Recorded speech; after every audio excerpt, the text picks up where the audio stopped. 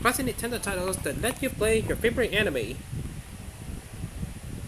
The Super Nintendo Entertainment System was, for lots of fun, a gateway system. Lots of us began our gaming lives with Super Mario World, A Link to the Past, and that one Animaniacs game, where you fight a Xenomorph, and depending on where you live, you might have gotten to play video games based on your favorite anime, whether you played them off the SNES or an emulator. To take these classic games based on even more classic anime, which ones have you played? Macross Scramble Valkyrie, the Super Dimension Fortress Macross began as a standalone space opera and is now decades deep in love, triangles, and galactic idols. In 1993, owners of the Super Famicom, the Super Nintendo in Japan, got to play Macross Scramble Valkyrie, a shmup that put you at the controls of a show's transforming fighters.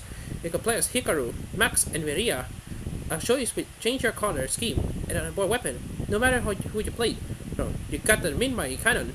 When activating the weapons, goes full deculture, turning enemies you touch into invisible allies who will fight by your side.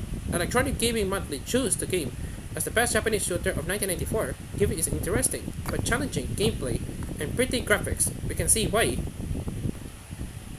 Dragon Ball Z Hyper Dimension. Super Nintendo has users in Europe that got to play Dragon Ball Z Hyper Dimension, the final DBZ game made for the console. The title allegedly followed the plot of the series. Kind of, there was a few fudges here, and the returns of which characters had to be alive and who fought who. But by and large, Tokyo joined the Frieza and Kid Buu sagas. Speaking of Kid Buu, this game was the first in which he was a playable character, but also the video game debut of Goku Vegeta Fusion. Vegito, and they handled storyboard a bit differently from other fighting games. Rather than choosing your fighter and playing drone, you swap between character focuses as you play in. Xenoblade Another Story. We weren't escaping without this one, were we? Sadly, Xenoblade Another Story never got a Super Nintendo release in the West. It's unlikely to, but a translated ROM lets English speakers experience the fun. A brand new story arc takes Osaki and friends to the past and future, and reimagining moments for the series deep lore.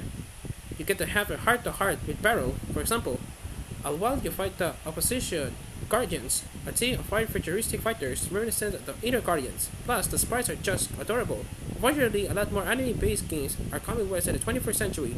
We still love the Super Nintendo style, especially for these classic titles.